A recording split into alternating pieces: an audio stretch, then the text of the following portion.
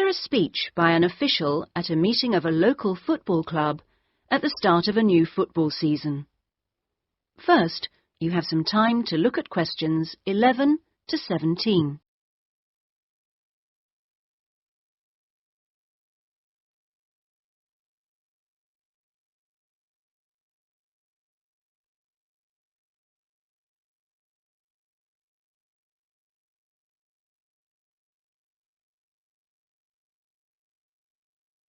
Now listen carefully and answer questions 11 to 17.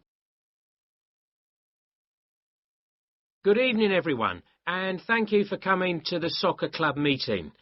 It's good to see so many parents and children here tonight, and I know you're looking forward to a great football season. Now, I'd like to take a few minutes to tell you about some changes to the soccer club for the coming season. Now, this season, we'll be playing all our matches for both the junior and senior competitions at Kings Park, instead of Royal Park, which was used last season. Now, for meetings, we're going to use the clubhouse in Kings Park, and the next meeting will be held in the clubhouse on the 2nd of July. As usual, we hope to begin the season with a picnic next Saturday at the clubhouse. Please try and come to the picnic, as it's always good fun. At the last week of the season, we usually have a dinner and presentation of prizes to the players, and more information about this will be given to you later in the season. This season,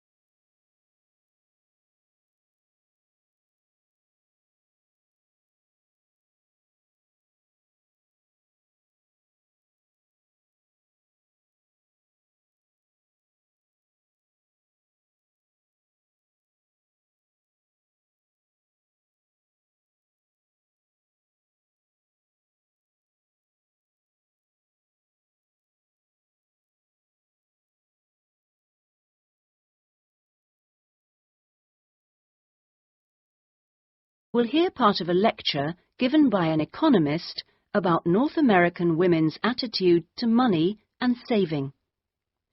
First, you have some time to look at questions 31 to 40.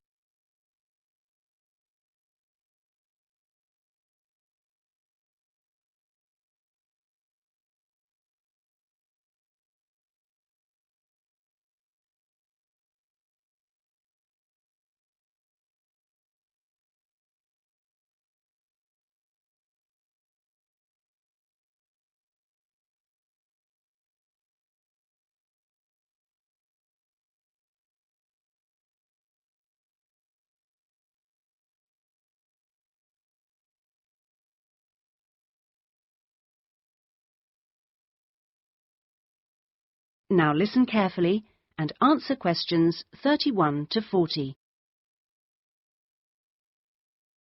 Okay, so we've been looking at the attitudes of various social and cultural groups towards the management of their personal finances, how important they feel it is to save money, and what they save their money for.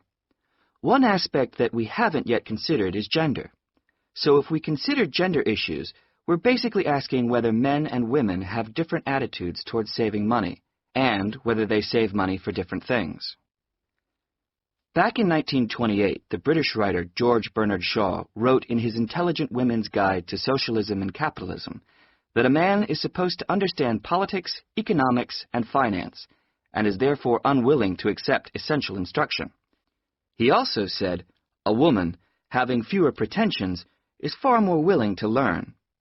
Now, though these days people might question a lot of the assumptions contained in those statements, recent research does suggest that there are some quite fundamental differences between men and women in their attitudes to economic matters.